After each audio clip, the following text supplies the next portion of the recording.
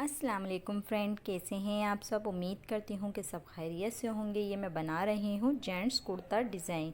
जी हाँ, ये है जेंट्स कुर्ता डिज़ाइन। ये देखें, ये फुल बड़े साइज़ का ये कुर्ता है और इसके ऊपर ये डिज़ाइनिंग मैंने की है इसके कॉलर पे, कफ पे और सामने की पट्टी पे।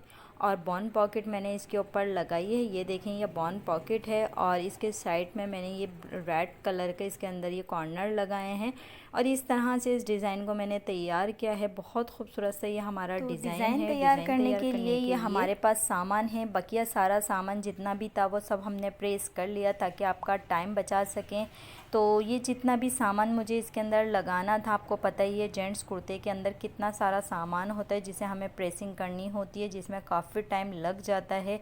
तो ये देखें, ये चाक पट्टियाँ हैं और ये रेशम के 2 कलर के मेरे पास धागे हैं और ये फ्रंट की 2 पट्टियाँ हैं, एक बटन टेक, एक कांच पट्टी और कॉलर है। शेरवानी कॉलर बनाना है इसके ऊपर मुझे।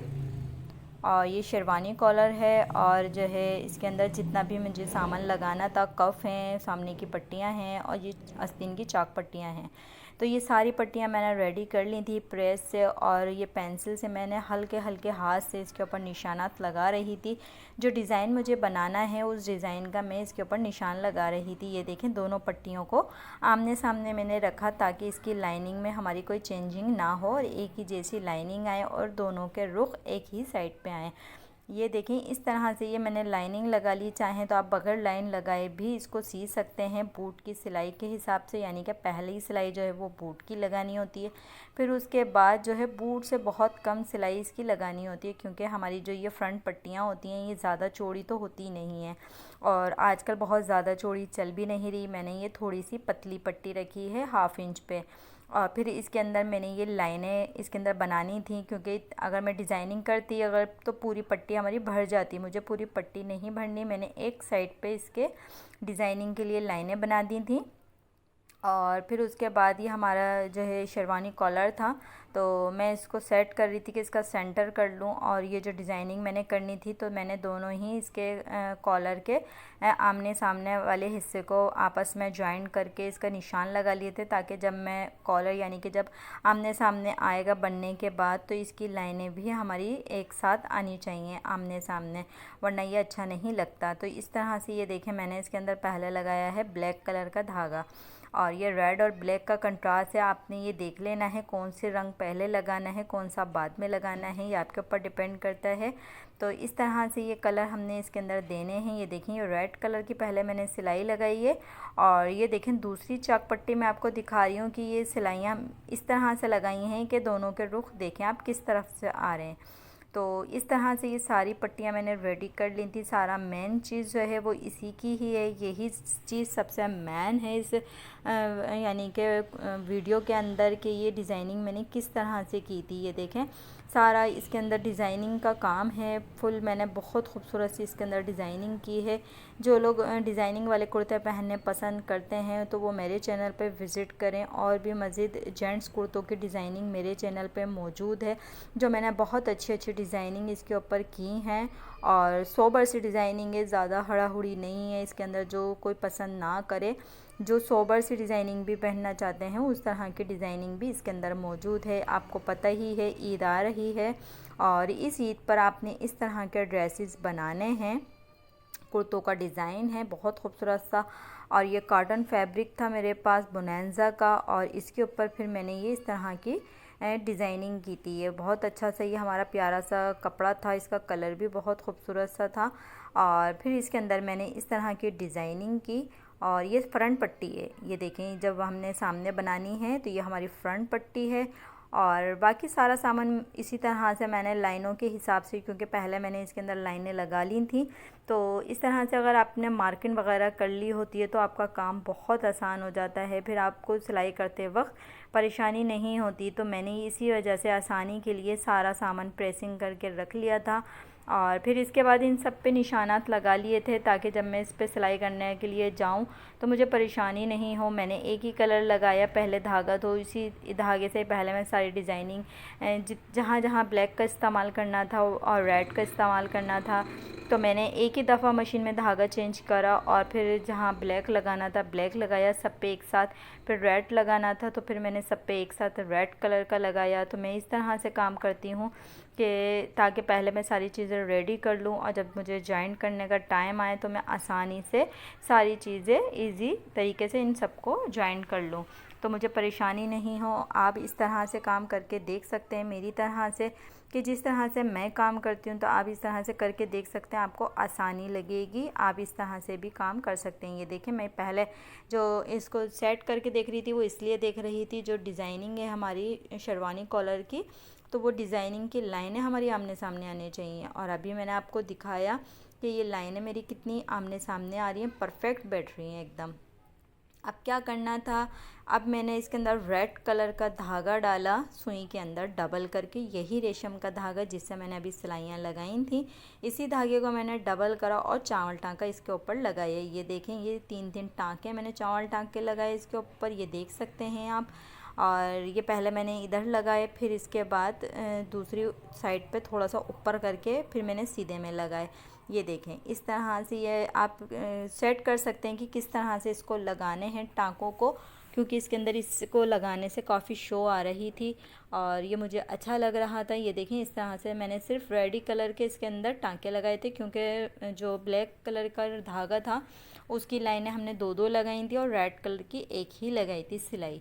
तो फिर मैंने कहा कि रेड कलर के ही चावल टाँके बनाए जाएं इसके ऊपर, वही ज़्यादा अच्छा लग रहा था।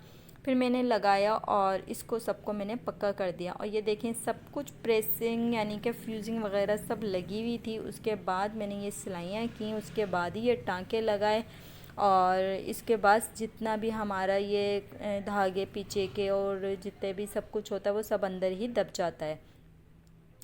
तो जितना भी मैंने हाथ का भी काम किया और इसकी गिठाने थी, इसके जॉइंट थे धागे के पीछे के जो रह जाते हैं, वो सब मेरा अंदर ही दब गया था। जब मैंने इन सबको कॉलर वगैरह को रेडी किया था तो सारे टाँके सारे धागे वगैरह अंदर ही दब गए थे। फिर इसके बाद ये देखें, ये कफ थे हमारे और ये मैं सारी चीज़ें दिखाती हूँ कितनी फिनिशिंग आ रही है इन सब चीज़ों के अंदर और कितना खूबसूरत ही हमारा डिज़ाइन लग रहा है अभी से ही, जबकि मैंने अभी इसको ज्वाइन नहीं किया कुर्ते के ऊपर और ये अभी से ही इसके अंदर इतनी खूबसूरती आ रही है। जब मैं इसको कुर्ते को पूरा रेडी कर दूँगी तो आप ख़ुद बताएंगे, आप ख़ुद कहेंगे कि वाकई में ही कुर्ता लग रहा है देखने के काबिल। और ये बहुत खूबसूरत से मैंने ये कुर्ता बनाया था। अब आप लोग के कमेंट बताएंगे कि मेरे कुर्ते का डिज़ाइन आप लोगों को कैसा लगा, कितना खूबसूरत मैंने इसका कुर्ता बनाया है, क्योंकि आप लोगों की हौसला अफजाई से हमें बहुत हौसला मिलता है जब आप कमेंट करते हैं और बताते हैं कि वीडियो कैसी लगी, इसका डिज़ाइन कैसा लगा, तो इससे बहुत हौसला मिलता है और हम बहुत अच्छा कुछ करने का चाहते हैं कि बहुत कुछ अच्छा आपके लिए लेकर आएँ। और ये कफ़ थे मेरे, ये कफ़ भी रेडी हो गए थे और इसके चावल टाँका जो था वो मैंने सेंटर में लगाया था। और इसी तरह की वीडियो बहुत सारी मेरे चैनल पे मौजूद हैं। आप जिस तरह की डिज़ाइनिंग देखना पसंद करते हैं तो मेरे चैनल पे एक बार विज़िट लाजमी करें, ताकि आपको आपकी पसंद के हिसाब से मेरे चैनल पे वीडियो मिल जाए। लेडीज़ में भी हैं, जेंट्स में भी हैं, मैं सब तरह के काम इसके ऊपर शेयर करती हूँ। हर तरह की स्टिचिंग के मुताल्लिक इसके अंदर सारा यानी कि वीडियो होती हैं। तो मेरी कोशिश होती है कि मैं आपके लिए हर वो चीज़ लेकर आऊँ जो आजकल फ़ैशन में इन हुई हुई हैं, जो ज़्यादा पसंद की जाती हैं। तो इस तरह की सारी डिज़ाइनिंग मेरे चैनल पे मौजूद है। आप एक बार लाजमी आकर विज़िट करिएगा मेरे चैनल पे, ताकि आपको आपके हिसाब के मुताबिक इसके ऊपर चीज़ मिल सके और आप उस तरह की डिज़ाइनिंग कर सकें। तो वीडियो थोड़ी सी बड़ी हो गई, क्योंकि जो है ना मैं आपको स्टेप बाय स्टेप हर चीज़ बताना चाह रही थी, ताकि कोई चीज़ मिस ना हो और आप किसी चीज़ से रह ना जाएं कि ये चीज़ तो हमें समझ नहीं आई, आपने इसको कट कर दिया। तो कट मैंने इसलिए नहीं करा था ताकि मैं आपको हर चीज़ वाज़े तौर पे समझा सकूं। उसका कोई इशू नहीं होता कि वीडियो थोड़ी बड़ी हो गई है, लेकिन चीज़ समझ में आनी चाहिए और आपको यानी कि जब आप करने के लिए बैठें तो आप ये चीज़ कर सकें। आपको ये परेशानी नहीं हो कि यहाँ तक बताया और उसके बाद कंप्लीट दिखा दिया तो हमारे कुछ समझ में नहीं आया। जी नहीं, मेरे चैनल पे इस तरह से आपको नहीं मिलेगा। मैं बहुत वाज़ा तरीके से बताती हूँ और बहुत आसान अल्फाज़ों में बताती हूँ, ताकि आपको कुछ सीखने को मिल सके। और अगर आपको नहीं आता है तो आप ये डिज़ाइनिंग दिखा के बाहर से सिलवा भी सकते हैं, और जो लोग सीना जानते हैं तो वो इस तरह की डिज़ाइनिंग कर सकते हैं। और बाबा सूट भी हैं मेरे चैनल पे मौजूद, जो लोग बच्चों के डिज़ाइनिंग करना चाहते हैं, घर में जो लेडीज़ बच्चों के कपड़े सी लेती हैं, तो इस तरह के बाबा सूट भी मेरे चैनल पे मौजूद हैं। जो मैंने छोटे बच्चों के भी कुर्ते के सूट के डिज़ाइनिंग इसके ऊपर डाली थी, वो भी आप देख सकते हैं कि किस तरह के बच्चों के ऊपर भी डिज़ाइनिंग आप कर सकते हैं। और फिर इसके बाद ये देखिए ये चाक पट्टी थी, और फिर इसके ऊपर मैंने ये लगाया और इसके ऊपर नॉर्मली धागा लगाया था जो इसकी मैचिंग का था, सूट की मैचिंग का जो धागा था वो मैंने फिर इसके अंदर लगाया, और बाकी सारा काम अब मैचिंग के ही धागे का है। ये देखें, ये मैंने लगाया और नीचे से ये मैंने चकोर स्टाइल में फोल्ड किया है। ये देखें, ये चाक पट्टी जो है नीचे से मैंने चकोर वाली फोल्ड की है। आप चाहें तो तिकोन वाली या गोल या जैसे आपको अच्छी लगती है आप वैसे कर सकते हैं, पर मैंने इसका दामन भी चकोरी रखा था और इसका ट्राउज़र रखा था पॉकेट्स वाला। और फिर उसके बाद मैंने ये इस तरह की पट्टी बनाई थी, तो मैंने इसको सिंपली चकोर में ही रखा था क्योंकि डिज़ाइनिंग अच्छी खासी हो गई थी इसके ऊपर। तो फिर मैंने कहा इसके नहीं चाक पट्टियाँ जो थी इसकी चकोर में ही रखूँ, सादी वाली। और फिर मैंने ये सादी रखी थी, बहुत खूबसूरत ये हमारा डिज़ाइन बन के तैयार हुआ था। और ये इतना आसान तरीका है जो ये चाक पट्टी में आपको बता रही हूँ, कोई भी इतने आसान अल्फाजों में नहीं बताता। मैं इस तरह से आपको बता रही हूँ और पूरे ही कुर्ते की मैंने स्टिच आपको इसमें दिखा दी है। मैंने सिर्फ कॉलर कफ ही नहीं बताया कि कॉलर कफ मैं डिज़ाइनिंग के साथ बताऊँ, मैंने आपको पूरी वीडियो ही दिखाई है कि मैंने किस तरह से इस कुर्ते को तैयार किया था, डिज़ाइनिंग भी की। और फिर उसके बाद मैंने आपको ये भी बता दिया कि कफ कॉलर सामने की पट्टी मैंने किस तरह से लगाई और किस तरह से इसको तैयार किया था। तो मैं ये चाह रही थी कि मैं ये भी आपके साथ शेयर करूं कि ये किस तरह से मैंने इसके अंदर जॉइंट किया, किस तरह से लगाया था, ताकि अगर आप बनाना चाहें, सीना चाहें तो आपको कोई परेशानी नहीं हो और आप आसान तरीके से देख के समझ सकें कि हाँ ये किस तरह से सिया गया था। फिर ये देखें, इस तरह से ये हमने लगाना होता है बैक साइड पर रख के, फिर इसको सीधी साइड पे हमने फोल्ड करना होता है। और फिर किसी नोकीली चीज़ से आपने इसके कॉर्नर अंदर को करने होते हैं ताकि जो धागे वगैरह होते हैं वो अंदर चले जाएं, कोई भी चीज़ बाहर ना रहे, फिनिशिंग का ख्याल रखना होता है।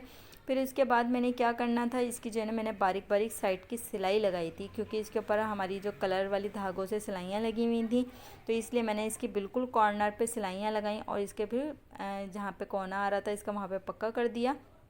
तो आस्तीनें लगाने से पहले इसके ऊपर कफ़ लगाए जाते हैं। जेंट्स कुर्तों में पहले इसकी जो है ना कफ़ वगैरह रेडी किए जाते हैं, बाद में इसकी आस्तीनें जॉइंट की जाती है। ये देखें, मैं आस्तीन पहन के बता रही हूँ कि ये देखें ये इसका चाक बना है कितना खूबसूरत सा, और ये इसका कफ़ पर डिज़ाइन आ रहा है। ये इतना अच्छा डिज़ाइन हमारा लग रहा था, सोबर सा।